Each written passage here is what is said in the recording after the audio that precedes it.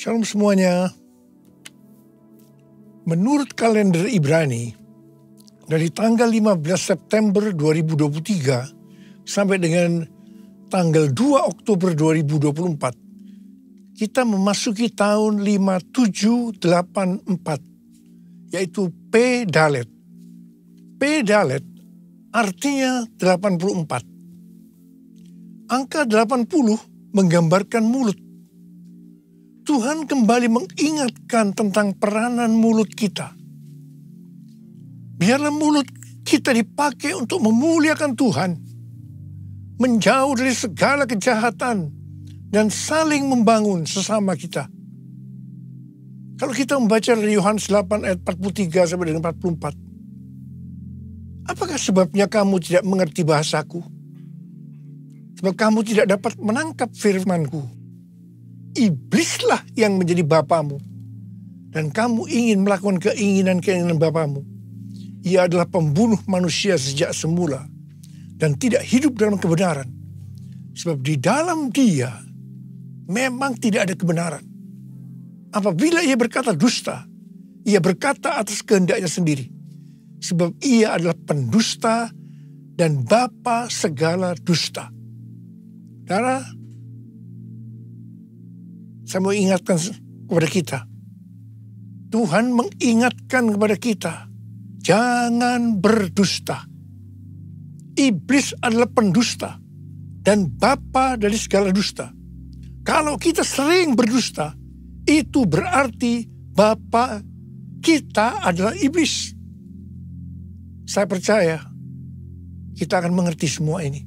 Dan saya berdoa, tinggalkan segala macam dusta. Ikuti kehendak Tuhan hari-hari ini. Kalau kita membaca Mazmur 34 ayat 13 sampai dengan 15. Siapakah orang yang menyukai hidup, yang mengingini umur panjang untuk menikmati yang baik? Jagalah lidahmu terhadap yang jahat, dan bibirmu terhadap ucapan-ucapan yang menipu. Jauhilah yang jahat dan lakukanlah yang baik. Carilah perdamaian dan berusahalah mendapatkannya. Tuhan Yesus berkata juga dalam Matius 12 ayat 36 sampai dengan 37. Ia berkata, setiap kata sia-sia yang diucapkan orang harus dipertanggungjawabkan pada hari penghakiman. Karena menurut ucapanmu engkau akan dibenarkan, dan menurut ucapanmu pula engkau akan dihukum. Mulut bisa diterjemahkan juga sebagai apa saja yang kita ketik dalam sosmed. Kalau kita membaca dari Roma 10 ayat 9 sampai dengan 10, dikatakan, sebab jika kamu mengaku dengan mulutmu bahwa Yesus adalah Tuhan, dan percaya dalam hatimu bahwa Allah telah membangkitkan dia dari antara orang mati, maka kamu akan diselamatkan. Karena dengan hati orang percaya dan dibenarkan, dan dengan mulut orang mengaku dan diselamatkan. Jadi untuk diselamatkan, kita tidak hanya percaya dengan hati saja, tetapi juga dengan mulut harus mengaku dan menyaksikan tentang Tuhan Yesus. Dan apa yang kita saksikan, itu juga yang harus kita lakukan. Katakan amin. Mulutku penuh dengan pujian kepadamu, ya Yesus Tuhan. Sepanjang hari ku beri penghormatan kepadamu, ya Allahku. Kepadamu, ya Allahku.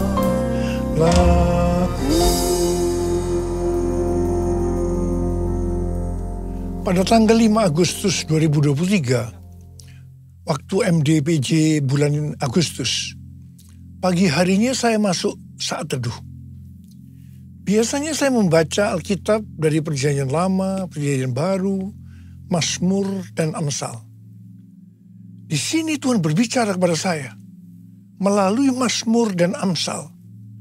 Saya tahu ini pesan yang sangat kuat buat kita semua. Mazmur 27 ayat 14 berkata, nantikanlah Tuhan, kuatkanlah dan teguhkanlah hatimu. Ya, nantikanlah Tuhan.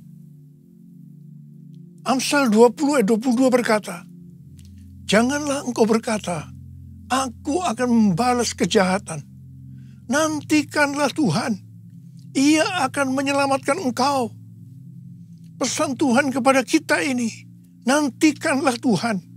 Itu berarti kita hanya berharap kepada Tuhan. Dalam menantikan Tuhan, kita diminta banyak berdiam diri dalam hadirat Tuhan.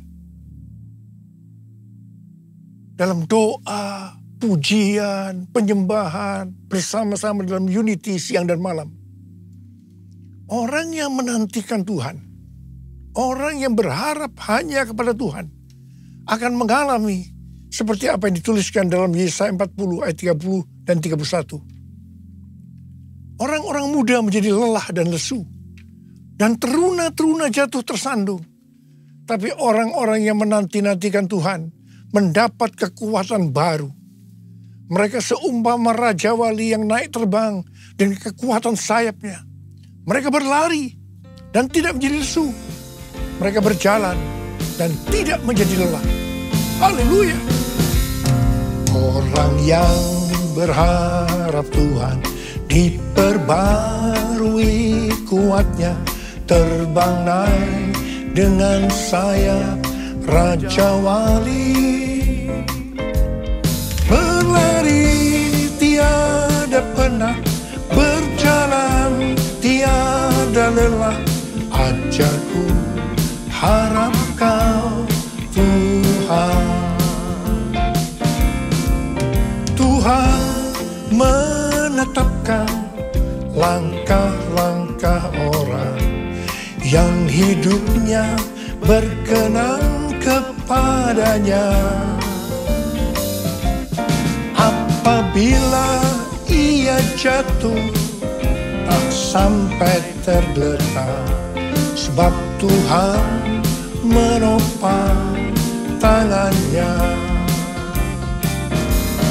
Tangannya, tangannya, oh tangannya, tangannya, sebab Tuhan menopang tangannya.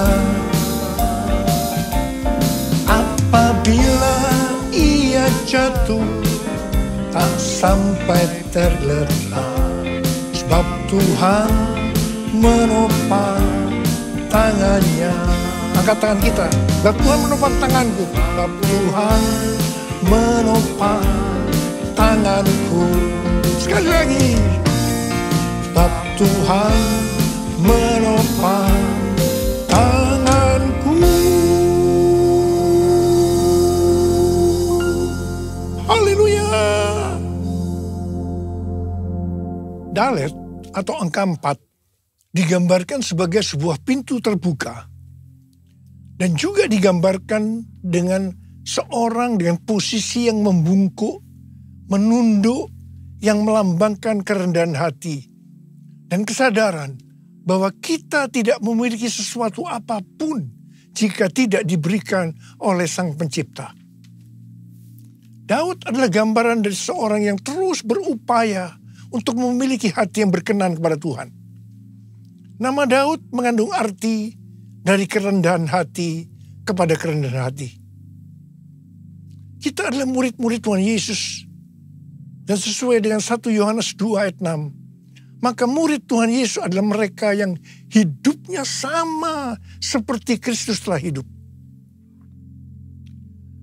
Dalam Filipi 2 ayat 5 sampai dengan 11 dikatakan, hendaklah kamu dalam hidupmu bersama menaruh pikiran dan perasaan yang terdapat juga dalam Kristus Yesus. Yang walaupun dalam rupa Allah, tidak menganggap kesetaraan dengan Allah itu sebagai milik yang harus dipertahankan. Melainkan telah mengosongkan dirinya sendiri. dan mengambil rupa seorang hamba dan menjadi sama dengan manusia. Dan dalam keadaan sebagai manusia, ia telah merendahkan dirinya dan taat sampai mati, bahkan sampai mati di kayu salib. Itulah sebabnya Allah sangat meninggikan dia dan mengaruniakan kepadanya nama di atas segala nama, supaya dalam nama Yesus bertekuk lutut segala yang ada di langit dan yang ada di atas bumi dan yang ada di bawah bumi, dan segala lidah mengaku Yesus Kristus adalah Tuhan, bagi kemuliaan Allah Bapa. Di sini Tuhan Yesus mengajarkan kepada kita tentang kerendahan hati. Murid Tuhan Yesus adalah mereka yang memiliki kerendahan hati seperti Tuhan Yesus. Dan mereka akan dipakai untuk menyelesaikan amanat agung. Ku mau hidup seturut kehendak Tuhan. Ku mau memberi semua yang ku dapat berikan. Ku mau cinta dia lebih dari semua. Ku tak dapat membalas kasihnya. Ku tak dapat membalas kasihnya. Ku tak dapat membalas kasih-Mu. Tuhan Yesus. Tuhan Yesus.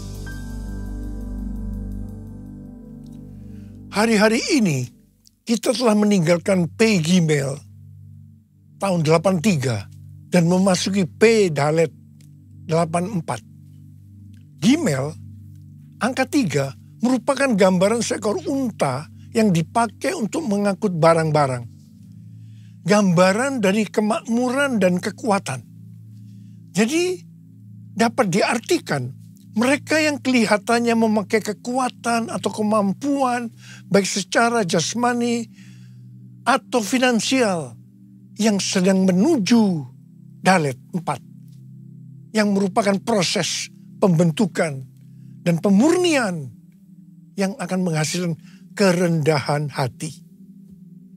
Untuk menjadi rendah hati, kita perlu mengalami proses. Perlu ada pemurnian. Sesuai dengan doa Tuhan Yesus dalam Yohanes 17. Maka unity adalah kunci utama untuk terjadi penuaian jiwa besar-besaran. Rasul Paulus dalam Filipi 2 ayat 2 sampai dengan 4 mengajarkan kepada kita tentang unity yang didasarkan pada kerendahan hati. Di situ dikatakan, hendaklah kamu sehati sepikir dalam satu kasih, satu jiwa, satu tujuan, dengan tidak mencari kepentingan sendiri atau puji-pujian yang sia-sia. Sebaliknya, hendaklah dengan rendah hati, yang seorang menganggap yang lain lebih utama daripada dirinya sendiri. Dan janganlah tiap-tiap orang hanya memperhatikan kepentingannya sendiri, tetapi kepentingan orang lain juga. Hari-hari ini kita sedang berada dalam era Pentakosta ketiga, yang mengakibatkan penuaian jiwa yang terbesar dan yang terakhir sebelum Tuhan Yesus datang kembali. Kita harus unity supaya terjadi kolaborasi. Tembok Yerikho dunia terlalu besar untuk dapat diruntuhkan kalau sendiri-sendiri. Belum lagi masing-masing aliran kekristenan memiliki banyak kelemahan. Namun kalau berkolaborasi, tembok Yerikho dunia tadi akan lebih mudah untuk diruntuhkan. Amin. Memasuki usia 35 tahun dari gereja kita, GBI Jalan Jenderal Gatot Subroto, kita diingatkan bahwa DNA gereja kita adalah restorasi Pondok Daud. Yaitu doa, pujian, penyembahan bersama-sama dalam unity siang dan malam. Pondok Daud direstorasi supaya terjadi penuaian jiwa besar-besaran. Ternyata restorasi Pondok Daud ini untuk mempersiapkan Pentakosta ketiga. Untuk mempersiapkan Pentakosta pertama. Dalam Kisah Rasul pasal yang pertama ayat 14a. Dituliskan bahwa pada waktu di kamar loteng Yerusalem, murid-murid Tuhan Yesus bertekun dengan sehati dalam doa bersama-sama. Ini bisa diartikan mereka berdoa, memuji dan menyembah Tuhan bersama-sama dalam unity siang dan malam. Ini adalah prinsip restorasi Pondok Daud. Hal yang sama terjadi pada waktu Pentakosta kedua di Azusa Street Revival tahun 1906. Tahun 2009 Tuhan berbicara kepada saya bahwa sebelum kedatangannya yang kedua kali, maka akan ada pencurahan Roh Kudus besar-besaran. Ternyata tahun 1909, William Seymour, hamba Tuhan yang dipakai di Azusa Street Revival, bernubuat bahwa 100 tahun ke depan akan terjadi pencurahan Roh Kudus yang dahsyat melebihi yang terjadi di Azusa Street. Gerakan ini bahkan tidak akan berhenti sampai Tuhan Yesus datang kembali. Tahun 2013, Tuhan memberikan nama pencurahan Roh Kudus ini sebagai Pentakosta yang ketiga. Ini terjadi di konferensi Empower 21 Asia di SICC Indonesia. Pada tahun 2013 ini juga, dalam Global Council Meeting Empower 21 di Hawaii, Tuhan berbicara bahwa tahun 2033, setiap orang akan mendapatkan kesempatan untuk berjumpa secara otentik dengan Tuhan Yesus melalui kuasa dan hadirat Roh Kudus. Pada waktu itu, saya juga hadir. Setiap kali kita mendapatkan nubuatan, yang kita lakukan adalah memperkatakan meskipun tidak mengerti. Termasuk Billy Wilson sebagai Global Chair Empower 21. Ada kesaksian menarik dari Billy Wilson. Setelah mendapatkan nubuatan ini, dia pergi ke Manila, Filipina, untuk menonton konser Planet Shakers. Dia berpakaian warna merah. Tiba-tiba di tengah konser, acara itu dihentikan oleh pimpinannya yang bernama Neil Smith. Dia berkata, ada suara Tuhan. Kemudian dia menunjuk pada Billy Wilson dan berkata, "Hai, Tuhan yang berpakaian merah, saya tidak tahu Anda, saya tidak kenal Anda, tetapi Tuhan berbicara, Anda harus berpikiran besar." Terus terang saya juga berpikiran seperti Billy Wilson. Bagaimana mungkin hal ini terjadi? Dan hal ini terjadi selama beberapa tahun. Bulan Mei tahun 2022, ada World Prayer Assembly di lantai 11 SICC Tower yang dilaksanakan secara hybrid. Ada 3 pembicara, yaitu Billy Wilson, Rick Warren, Nicky Gamble, yang berbicara hal yang sama, yaitu tentang tahun 2033. Billy Wilson mewakili aliran Pentakosta, Rick Warren mewakili aliran Baptis, dan Nicky Gamble mewakili Anglican. Semua mendapatkan hal yang sama. Bahkan Rick Warren mendapatkan bahwa tahun 2033 adalah goal penyelesaian amanat agung. Tiba-tiba saya mendapatkan suatu pengertian. Saya berteriak, I got it! I got it! Pada waktu di EPT bulan Juli 2022, yaitu saat dimulainya pembangunan EPT, Azusa Street Prayer Tower, saya bersaksi tentang hal ini. Billy Wilson juga ada di sana. Saya percaya ini merupakan peneguhan tentang nubuatan yang didapatkan tahun 2013, yaitu tentang tahun 2033 itu. Tema konferensi di Amsterdam yang tadinya adalah evangelism. A new era of evangelism is dawning. Diubah menjadi everyone. A new era of evangelism. Dalam konferensi ini membicarakan tentang tahun 2033. Ini diikuti oleh sekitar 6.000 orang dari 130 negara yang hadir on-site dan 22 negara secara online. Saya berbicara 2 kali, yang pertama di workshop dan yang kedua di Olympic Stadium hari terakhir. Saya berbicara tentang Pentakosta ketiga. Menjelang akhir dari konferensi ini, dalam rapat diputuskan bahwa tahun 2024 akan ada konferensi Empower 21 Everyone Asia 2024, reaching every person on earth di Indonesia. Tanggal 3 sampai 5 Juli 2024 di SICC dan tanggal 6 Juli di Stadion GBK. Kita percaya ini adalah trigger kegerakan dari next gen dunia. Anak-anak muda. Pada waktu di Amsterdam, di hadapan Global Council Meeting dari Empower 21, saya berkata bahwa saya percaya tahun 2033 setiap orang akan mendapatkan kesempatan untuk berjumpa secara otentik dengan Tuhan Yesus melalui kuasa dan hadirat Roh Kudus. Dan saya berjanji kepada Tuhan akan habis-habisan melayani Tuhan. Saya mau berdoa buat saudara. Ada berapa banyak di antara saudara yang akan berkata seperti saya katakan, Tuhan, saya mau dipakai oleh Tuhan untuk menyelesaikan amanat agung. Dan saya akan habis-habisan melayani Tuhan. Ada berapa banyak yang mau berjanji seperti itu? Angkat tangan saudara.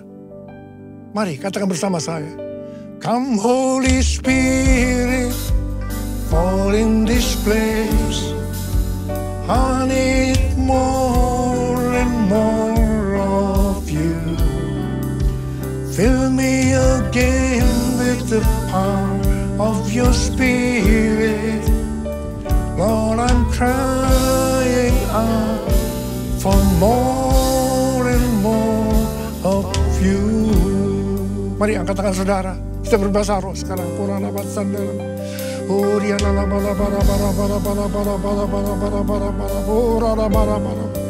Tuhan, curahkan rohmu. Curahkan rohmu, urapi kami Tuhan. Urapi kami semua. Urapi kami ya Tuhan. Urapi. Untuk menyelesaikan amanat agung, kami akan habis-habisan melayani Tuhan. Urapi kami, urapi kami. Curahkanlah kuasa-Mu Tuhan. Mujizat terjadi di tempat ini. Curahkanlah kuasa-Mu Tuhan. Mujizat terjadi sekarang ini. Sekali lagi katakan. Curahkanlah kuasa-Mu Tuhan. Mujizat terjadi di tempat ini. Curahkanlah kuasa-Mu Tuhan. Mujizat terjadi sekarang ini. Mujizat terjadi sekarang ini. Mujizat terjadi sekarang ini. Sekali lagi. Mujizat terjadi sekarang ini.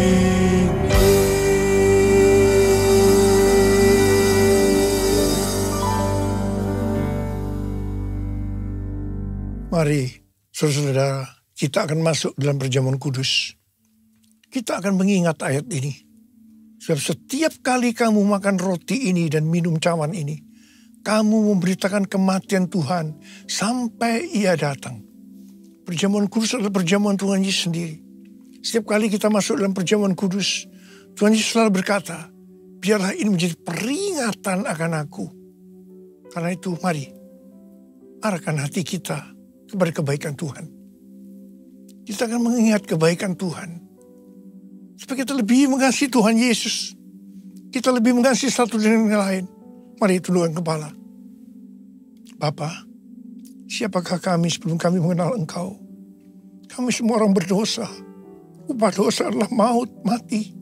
Tapi Engkau yang tidak berdosa telah dijadikan dosa oleh karena kami. Engkau harus turun dari surga mulia, menjelma menjadi manusia, mati ganti kami dengan penderitaan yang luar biasa. Sungguh kalau kami pikirkan betapa baiknya Engkau ya Aba. Kau jadikan kami sebagai anak-anak-Mu. Kau berkati, Kau tuntun, Kau bela, Kau lindungi, Kau sembuhkan kami. Kau juga tegur kalau kami salah, kalau perlu dihajar oleh Tuhan. Itu Engkau ya Aba, itu Engkau. Tuhan akan memberkati kita semua melalui perjamuan kudus. Tapi Tuhan mau kita makan dan minum dengan cara yang benar. Karena itu masing-masing sekarang berdoa. Introspeksi. Lihat keadaan dirimu masing-masing. Jangan menyimpan dosa. Kalau ada dosa yang Tuhan ingatkan, langsung minta ampun. Ampuni saya Tuhan. Ampuni. Minta ampun. Minta ampun. Minta ampun. Supaya diberkati Tuhan. Minta ampun. Bapak terima kasih. Kami akan masuk dalam perjamuan kudus dengan hati yang penuh ucapan syukur. Dalam nama Yesus yang berdoa. Amin. Saudara, mari. Angkat roti di tangan kanan kita tinggi-tinggi. Sebab apa yang telah kuteruskan kepadamu telah aku terima dari Tuhan. Yaitu bahwa Tuhan Yesus pada malam waktu ia diserahkan mengambil roti. Dan sesudah itu yang mengucap syukur atasnya. Ia memecah-mecahkannya. Dan berkata, inilah tubuhku yang diserahkan bagi kamu. Perbuatlah ini menjadi peringat anak-anakku. Saudara dikasih Tuhan. Bukankah roti yang kita pecah-pecahkan ini adalah persekutuan kita dengan tubuh Kristus? Mari kita makan dalam nama Yesus.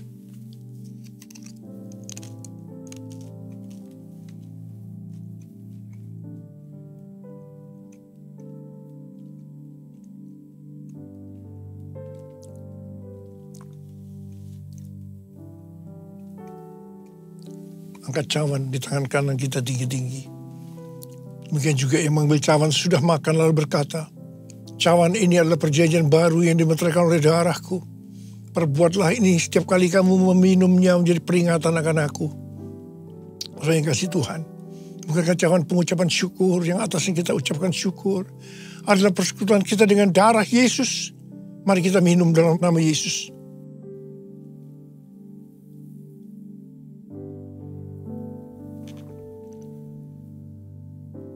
Angkat tangan kita di hadapan Tuhan.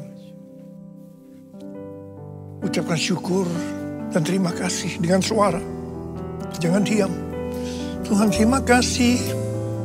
Terima kasih ya Tuhan. Terima kasih.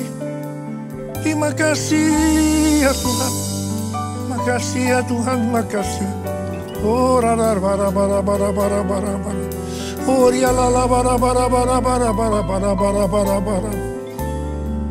Tuhan, Kau menyembuhkan yang sakit. Kau menyembuhkan yang sakit. Ya Tuhan, ya Tuhan. Tuhan, terima kasih. Kesembuhan terjadi. Terima kesembuhan. Terima.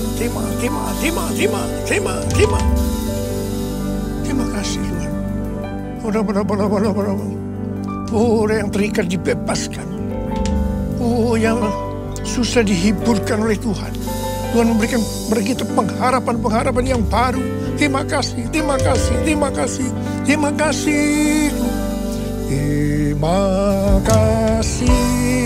Yesusku. Terima kasih Yesusku. Puji syukur hanya bagi Tuhanku. Terima kasih Yesusku. Terima kasih Yesusku. Puji syukur hanya bagi Tuhanku. Terima kasih Yesusku. Terima kasih Yesusku. Puji syukur hanya bagi Tuhanku. Terima kasih Yesusku. Terima kasih Yesusku. Puji syukur hanya bagi Tuhanku. Puji syukur hanya bagi Tuhanku. Puji syukur hanya bagi Tuhanku.